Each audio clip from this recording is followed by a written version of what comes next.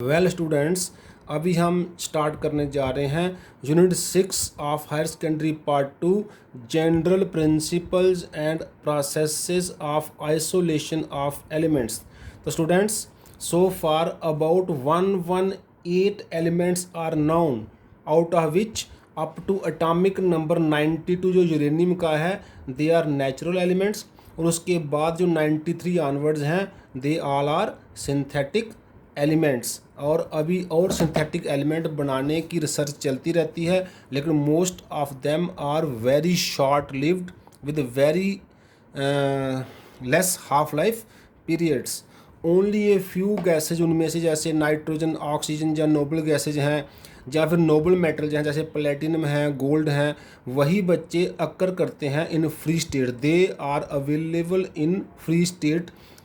Other elements, most of the other elements जो हैं occur in combined state in the nature, जैसे उनके oxides हो सकते हैं, सल्फाइड्स हो सकते हैं, सल्फेट्स हो सकते हैं, नाइट्रेट्स, कार्बोनेट्स, सिलिकेट्स एट्सेट्रा। इस फॉर्म में वो एलिमेंट कंबाइंड स्टेट में अर्थ की क्रस्ट में प्रेजेंट होते हैं।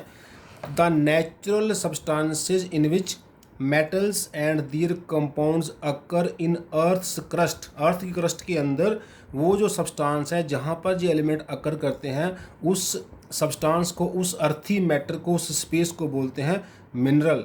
And the mineral from which metal जो हैं कैन बी एक्सट्रैक्टेड, हम उसको एक्सट्रैक्ट करते हैं कन्वीनियंटली एंड इकोनॉमिकली, उसको बोलते हैं ओर।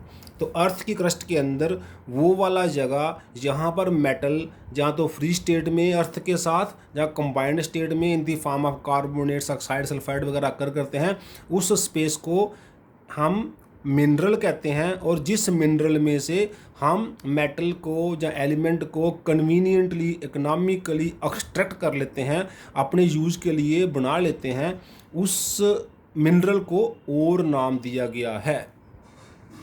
कुछ और डेफिनेशन देखते हैं। गैंग, अर्थी मैटर जो होता है प्रेजेंट इन द मिनरल और उसको बच्चे गैंग बोलते हैं।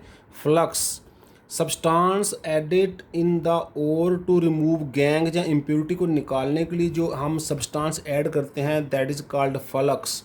फॉर बेसिक इम्प्योरिटीज़ फ्लक्स जो हम यूज़ करते हैं वो एसिडिक होता है, और for acidic impurities flux used is basic flux. Means flux दो टाइप का है, एसिडिक और बेसिक। एसिडिक इम्प्योरिटी के लिए बेसिक और बेसिक इम्प्योरिटी के लिए acidic. Then slag, the material जो फॉर्म्ड होता है, बनता है by combination of flux and impurities. जब हम इम्प्योरिटी निकालने के लिए फ्लक्स डालते हैं तो फ्लक्स और इम्प्योरिटी से मिलके जो कंपाउंड बनता है उसको स्लैग बोलते हैं। स्लैग जनरली लाइट होता है, ये फ्लोट करता है ऑन द और इसको हम इमीडिएटली ये ईजिली ऊपर से रिमूव कर सकते हैं, बाहर निकाल सकते हैं। जैसे सिलिका हमारे पास जो है एसिडिक इम्प्योरिटी अगर है, इसमें CaO कैल्शियम ऑक्साइड हम बेसिक फ्लक्स ऐड करते हैं तो कैल्शियम सिलिकेट बन जाता है जो स्लैग है, जो बाहर निकाला जा सकता है। ऐसे अगर MnO नाम की बेसिक इम्प्योरिटी है, हम इसमें सिलिका फ्लक्स ऐड करेंगे तो मैंगनीज सिलिकेट बन जाएगा जो स्लैग की फॉर्म में बाहर आ जाएगा। Then the entire process used for extraction या isolation of metals from ores is called metallurgy। तो metallurgy क्या है? हम मेटल को जिस तरह से ओर में से निकालते हैं, अर्थ में से खोद कर, उस पूरी प्रोसेस को ताकि हमें ओर में से मेटल मिल जाए, उसको बोलते हैं मेटलर्जी फुल टेक्निक को। तो there are 3 main basic steps involve हैं इसके लिए। फर्स्ट है कंसंट्रेशन ऑफ एन ओर, इसको ड्रेसिंग या बेनिफिकेशन ऑफ ओर भी कहा जाता है। कंसंट्रेशन के बाद हम करते हैं आइसोलेशन या एक्सट्रैक्शन ऑफ द मेटल, जो कि अभी क्रूड है, अभी वो सही नहीं है, अभी वो इम्प्योर है, फ्रॉम कंसंट्रेटेड ओर। और लास्ट है रिफाइनिंग या purification of the crude metal, जो हमें सेकंड स्टेप में मेटल मिला उसको रिफाइन करना, प्यूरिफाई करना। ये 3 बेसिक स्टेप हम इन्वॉल्व करते हैं फॉर मेटलर्जी। तो हम पहला स्टेप डिटेल में लेने जा रहे हैं, concentration of the ore, the process of removal of unwanted material, जिसको गैंग या अर्थी मैटर कहते हैं, फ्रॉम द ओर, उसको बोलते हैं कंसंट्रेशन ऑफ द ओर। हमने अर्थ में से ओर निकाल के उसमें से अर्थी मैटर को सेपरेट करना है ताकि ओर प्योर फॉर्म में मिल जाए, उस पूरी प्रोसेस का नाम है कंसंट्रेशन ऑफ द ओर। तो सबसे पहले क्या करते हैं, हम अर्थी मैटर को डग आउट करते हैं, द ओर इज ग्रेडेड, पुलवराइज करते हैं, छोटे टुकड़े करते हैं, उसको क्रश करते हैं एंड उसके बाद ग्राइंड या ग्राउंड करते हैं, उसको हम पीस लेते हैं into fine powder and then any one of the method is applied. कोई एक मेथड अप्लाई करते हैं depending upon the nature of the ore, जिसको अभी हम आगे वन बाय वन लेने जा रहे हैं। First method we are taking is hydraulic washing. इसको ग्रेविटी सेपरेशन या लेविगेशन का नाम भी दिया जा सकता है। This method is generally used for heavier ores, जैसे हेमेटाइट आयरन की ओर के लिए, टिन स्टोन के लिए, या नेटिव फॉर्म ऑफ जो प्योर फॉर्म ऑफ गोल्ड की ओर है या सिल्वर की ओर है, उसके लिए हम ये हाइड्रोलिक वॉशिंग वाला मेथड यूज जनरली करते हैं। इसमें क्या क्या होता है, द पाउडर जो क्रश्ड जो फाइनली पाउडर ओर है is fed into a stream of water. हम उसमें एक स्ट्रीम ऑफ वाटर उसमें से पास करते हैं, जो लाइटर इम्प्योरिटीज हैं और वाश्ड अवे, वो धुल के बाहर चली जाती हैं, निकल जाती हैं, और हैवियर और पार्टिकल्स पीछे रह जाते हैं। ऐसे भी आपने कहीं देखा होगा, कहीं अगर वाटर का फ्लो है, जो सैंड के हैवी पार्टिकल हैं वो पीछे रह जाते हैं, और जो डस्ट के लाइट पार्टिकल हैं वो आगे बह जाते हैं। ये भी वैसे ही है। इसमें हम दो सिस्टम यूज़ करते हैं जनरली। एक है विलफुली वॉशिंग टेबल, जैसे जी आपके सामने एक टेबल टॉप रखा है, इस टेबल टॉप में ये ऊपर कुछ रिफल्स तख्तियाँ सी लगाई हुई हैं, इसके ऐसे जैसे बैरिकेड्स लगाए हुए हैं। इसके मान लो इस साइड पे हम क्या करते हैं, इस साइड पे क्रस्ट या फाइनली पाउडर और जो है वो रखते हैं, और इधर से स्ट्रीम ऑफ वाटर जो है फ्लो करवाते हैं। जो लाइटर इम्प्योरिटी पार्टिकल्स हैं, गैंग के जो पार्टिकल हैं, वो इस रिफल्स को क्रॉस करके आगे बह जाते हैं, फ्लो कर जाते हैं, और जो हैवी ओर के पार्टिकल हैं वो रिफल के साथ जहाँ पे पीछे ही चिपके रह जाते हैं। बाद में इसको हम सेपरेट कर लेते हैं। फिर इस तरह से अगेन एंड अगेन हम यहाँ ओर के पार्टिकल पाउडर फॉर्म में छोड़ते जाएंगे, वाटर फ्लो करते जाएंगे, इम्प्योरिटीज बहती जाएंगी, और जो रिफल के साथ जहाँ पर ओर के पार्टिकल प्योर जो है वो हमें मिलते जाएंगे। दूसरा इसमें हमारा पास क्या है, हाइड्रोलिक क्लासीफायर है। वो कुछ इस तरह का अपरेटस होता है जिसमें क्या करते हैं, बॉटम से हम वाटर फ्लो करवा सकते हैं, और टॉप से वाटर का आउटलेट है, वाटर बाहर आ जाता है। जब इसमें फाइनली पाउडर और लेते हैं और जहाँ से एक स्ट्रीम ऑफ वाटर, बड़ा तेज़ वाटर का फ्लो करते हैं, वाटर जब और के पार्टिकल में से पास होकर जहाँ से निकलता है, तो वाटर अपने साथ क्या करता है, जो लाइटर इम्प्योरिटी पार्टिकल्स हैं वो भी अपने साथ बहा के, जहाँ से जैसे प्योर वाटर है, जहाँ क्या बाहर आएगा, जहाँ वाटर आएगा बाहर आएगा वाटर प्लस इम्प्योरिटीज़। तो वाटर इम्प्योरिटी को साथ लेकर जो लाइटर हैं, डर्ट वगैरह, उसको लेके जहाँ से बाहर पास ऑन हो जाएगा, और जो हैवी ओर के पार्टिकल हैं वो यहाँ पर ही स्टे कर जाएंगे। तो इस तरह से हैवी ओर के लिए जहाँ तो विलफुली वॉशिंग टेबल यूज़ करते हैं, जहाँ हाइड्रोलिक क्लासीफायर यूज़ करते हैं, और ये दोनों का टेक्निक का नाम है ग्रेविटी सेपरेशन या लेविगेशन, जहाँ hydraulic washing. It is generally used for heavier ores. The next method is magnetic separation. Students, this method is generally used for those ores in which one of the components, either the impurity or the ore particle जो हैं, they are magnetic in nature. For this we use two rollers, जैसे आपके सामने जो है one roller, second roller. One of the roller is magnetic roller, इसमें magnetic component रखा है, और ये नॉन मैग्नेटिक रोलर है।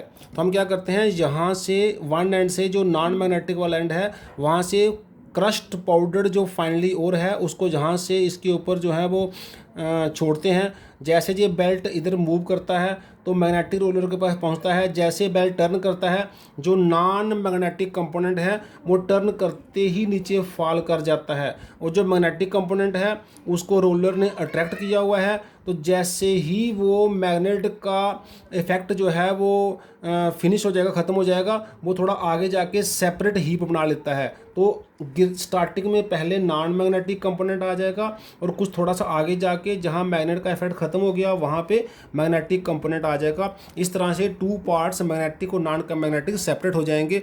जनरली आयरन का मैग्नेटाइड और, क्रोमियम का क्रोमाइट और, मैंगनीज का MnO2, मैंगनीज जो MnO2 जिसको हम जनरली बोलते हैं दिस मैग्नेटाइट और, वो हम इस मेथड से प्यूरिफाई करते हैं, कंसंट्रेट करते हैं उसको हम और को।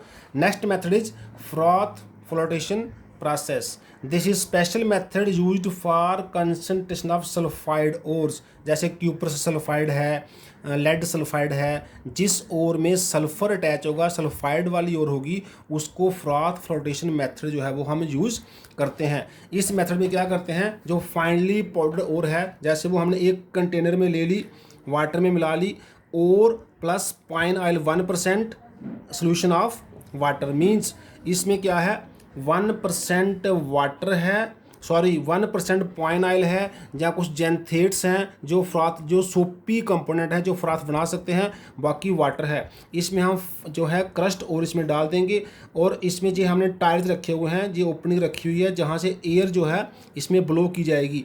जैसे ही एयर ब्लो की जाएगी बड़ी फास्ट, जब एयर बाहर आएगी तो ओर के पार्टिकल जो है वो शेक हो जाएंगे, वो हिलेंगे। उससे क्या होगा, ओर के पार्टिकल जो हैं, जो सल्फाइड ओर के पार्टिकल हैं, वो वाटर से वेट नहीं होते हैं, वो वाटर से भीगते नहीं हैं, वो पॉइन ऑयल से या जेंथेट से भीग कर जब उसको हम ज़ोर से हवा ब्लो करेंगे तो वो फ्रॉथ फ्लॉट बना देते हैं, फ्रॉथ के साथ राइज अप करते हैं।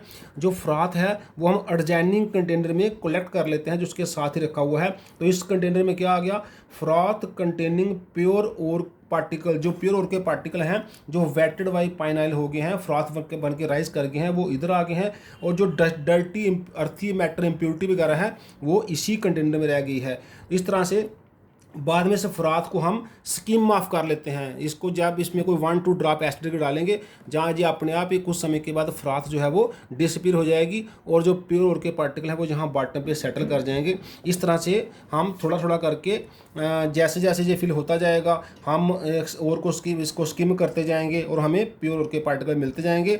जो इम्प्योरिटी है वो इधर वाटर के साथ वेट होके पहले वाले कंटेनर में ही रहती जाएंगी। So this method is special method for purification of या कंसनट्रेशन ऑफ सल्फाइड ओर।